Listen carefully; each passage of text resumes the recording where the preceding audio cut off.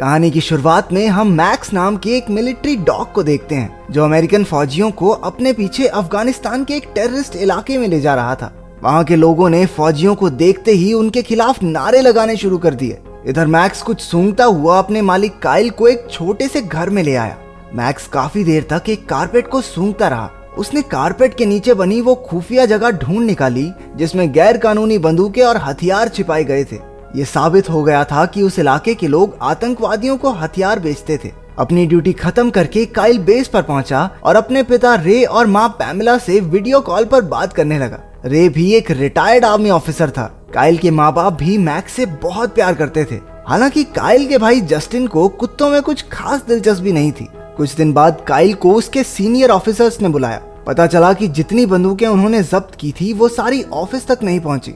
उन्हें शक था कि काइल की टीम में से कोई हथियार चुरा रहा है। काइल ने अपनी टीम से पूछताछ शुरू की तो पता चला कि इस सब के पीछे उसके बेस्ट फ्रेंड टाइलर का हाथ है। लेकिन काइल अपनी दोस्ती खराब नहीं करना चाहता था, इसलिए उसने टाइलर को एक मौका देने की सोची। अगले दिन काइल अपने ग्रुप के साथ अगले मिशन पर जा रहा था। मैक्स उन्हें अपने पीछे एक मैदान तक ले आया और बीच में रुक गया। इधर काइल ने टाइलर से कहा कि वो उसके गैर कानूनी हथियार सप्लाई करने के बिजनेस के बारे में सब जानता है। हालांकि माफी मांगने की बजाय टाइलर ने काइल को अपना मुंह बंद करके मिशन पे ध्यान देने को कहा। उधर मैक्स आगे बढ़ता जा रहा था। वहां आतंकियों ने माइंस बिछा रखे थे जिनके फटने से अचानक धमाके होने लगे। चारों ओर हड़बड़ी मच गई। मैक्स को मुसीबत में देखकर काइल तेजी से उसे बचाने भागा। उसने टाइलर को कवर फायर देने के लिए कहा, लेकिन वो नीच उसे धोखा देकर एक चट्टान के पीछे जाकर छुप गया। बदकिस्मती से काइल दुश्मनों से लड़ता हुआ शहीद हो गया। इसके बाद सेना के कुछ अफसर काइल के परिवार को उसकी मौत की खबर देने गए। उसके माँ बाप और भाई जस्टिन को यह सुनकर बहुत गहरा सदमा लगा। काइल को आखिरी बार अलविदा कहने के लिए पूरा परिवार चर्च में पहुंचा। मैक्स को भी वहां लाया गया जो अपने मालिक को खोकर बेहद दुखी था। वो चुपचाप जाकर काइल के ताबूत के पास बैठा रहा। फ्यूनरल पूरा हो जाने के बाद जब ऑफिसर्स मैक्स को वापस ले जाने लगे तो वो बुरी तरह छटपटाने लगा और उनके साथ चलने से मना कर दिया। वो जस्टिन को पहचान कर उसके पास चला गया। उसे जस्टिन में अपने मालिक की झलक नजर आ रही थी, लेकिन जस्टिन ने आर्मी ऑफिसर्स के साथ जाकर उसे वैन में छोड़ दिया। अगले दिन जस्टिन काइल के कमरे में बैठा उसकी तस्वीरें देख रहा था। उसके पिता रे ने आकर उसे दिलासा देने की कोशिश की, लेकिन जस्टिन गुस्से में आकर अपने पिता को ही काइल की मौत का दोषी ठहराने लगा। तभी पैमेला ने आकर उन्हें बताया कि मिलिट्री ने मैक्स को मार देने का फैसला लिया है। बिना वक्त गवाए वो तीनों मैक्स से मिलने डॉग शेल्टर पहुंचे। उन्हें पता चला कि मैक्स काफी खूंखार होकर आपे से बाहर हो चुका था। काइल की मौत के बाद से वो सदमे में था और किसी भी इंसान के उसके पास जाते ही वो उस पर अटैक कर देता। लेकिन जैसे ही जस्टिन ने कमरे में कदम रखा, मैक्स शांत होकर जमीन पर बैठ गया। मैक्स उसके ऑर्डर्स मानता था क्योंकि वो काफी हद तक काइल जैसा दिखता था। उसे जस्टिन के साथ खुश देखकर रे ने उसे अडॉप्ट करने का फैसला लिया। लेकिन घर पहुंचकर रे ने कहा कि क्योंकि मैक्स एक खूंखार जानवर है, इसलिए वो उसे घर के अंदर नहीं रख सकते। उन्होंने मैक्स को बाहर ही गार्डन में बांध दिया। रात के समय मैक्स जोर जोर से भौंकने लगा। उसके शोर मचाने की वजह से पूरा परिवार और आस पड़ोस के लोग भी बहुत परेशान हो रहे थे। ना चाहते हुए भी जस्टिन बाहर मैक्स के पास आया। उसे देखते ही मैक्स ने भौंकना बंद कर दिया। अब तो वो जस्टिन को वापस जाने ही नहीं दे रहा था, इसलिए जस्टिन मैक्स के पास ठीक वैसे ही लेट गया जैसे काइल लेटा करता था। जस्टिन के सो जाने के बाद मैक्स पूरी रात उसकी रखवाली करता रहा। अगली सुबह जस्टिन अपने दोस्त चूई और उसकी कजन कार्मेन से मिला। कार्मेन को कुत्ते बहुत अच्छे लगते थे। जस्टिन ने उन्हें बताया कि मैक्स को संभालना उसके लिए बहुत मुश्किल हो रहा है, तो कार्मेन ने कहा कि वो मैक्स को ट्रेन करने में उसकी मदद कर सकती है। अगले दिन कार्मेन और चूई उसके घर आए। कार्मेन ने जस्टिन को कुत्तों के पास जाने की ट्रेनिंग दी और उन्हें कंट्रोल करना भी सिखाया। कुछ ही घंटों की प्रैक्टिस में जस्टिन मैक्स को अपने साथ साथ घुमाने लगा। रात को जब सभी डिनर कर रहे थे तो अचानक बाहर से मैक्स के जोर जोर से भौंकने की आवाजें आने लगी। तभी दरवाजे पर घंटी बजी। जस्टिन ने देखा कि दरवाजे पर टाइलर था। उसके माँ बाप टाइलर को देखकर बहुत खुश हुए। पूछने पर टाइलर ने बताया कि एक मिशन के दौरान उसे काफी चोटें आई थी, इसलिए वो थोड़ा आराम करने के लिए घर वापस आया है। बाद में वो टाइलर को मैक्स से मिलाने ले गए तो मैक्स उसे देखकर जोर जोर से भौंकने लगा और आपे से बाहर हो गया। गुस्से में मैक्स ने अपनी चेन तोड़ डाली और टाइलर पर हमला कर दिया। बड़ी मुश्किल से जस्टिन और कार्मेन ने उसे शांत किया और टाइलर की जान बचाई। असलियत तो ये थी कि मैक्स अपने मालिक काइल की मौत को भूला नहीं था और उसके अंदर टाइलर से बदला लेने की आग जल रही थी। अगले दिन जस्टिन मैक्स को घुमाकर वापस आया तो वहाँ एक पिंजरा रखा हुआ था। उसकी माँ ने बताया कि ये पिंजरा मैक्स के लिए है ताकि वो किसी और पर हमला ना कर सके। अगले दिन टाइलर ने रे से उनके वेयर हाउस में अपना कुछ काम करने की इजाजत मांगी। क्योंकि वो उसे अपने बेटे जैसा समझता था तो रे ने भी उसकी बात खुशी खुशी मान ली। बाद में जब उसने टाइलर से काइल की मौत के बारे में पूछा तो टाइलर ने झूठे आंसू बहाकर कहानी सुनाई कि काइल की मौत का जिम्मेदार तो मैक्स है। वो काइल के मना करने के बाद भी डेंजर जोन में चला गया और उसे बचाने के चक्कर में काइल मारा गया। ये सुनते ही रे गुस्से से लाल हो गया और मैक्स को मारने के लिए भागा। उसने अपनी बंदूक निकाली और ट्रिगर दबाने ही वाला था कि जस्टिन ने ऐन वक्त पर आकर उसे रोक दिया।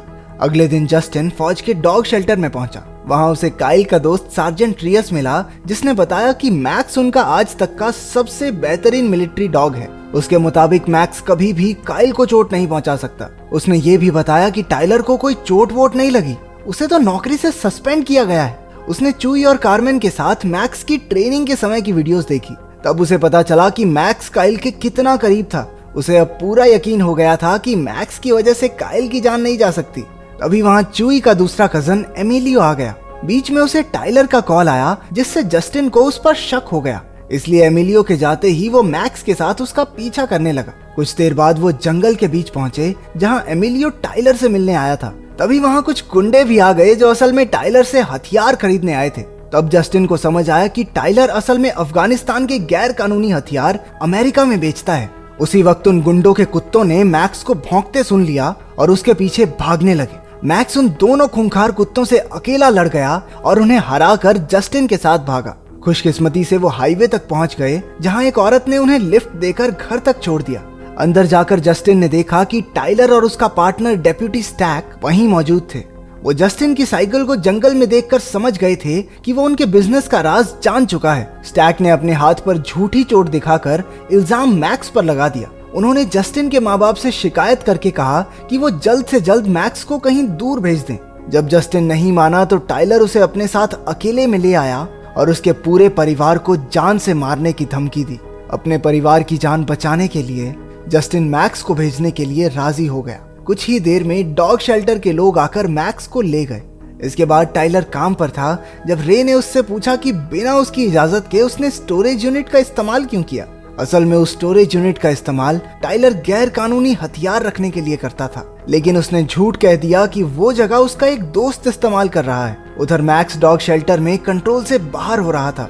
वो सिक्योरिटी गार्ड्स पर हमला करके सबको चकमा देकर वहां से भाग गया।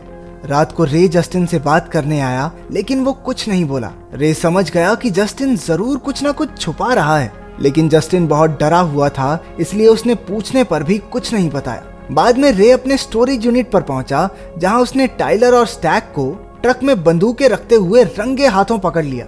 उसके कुछ करने से पहले ही एमिलियो ने उसे बंदूक की नोक पर बंदी बना लिया।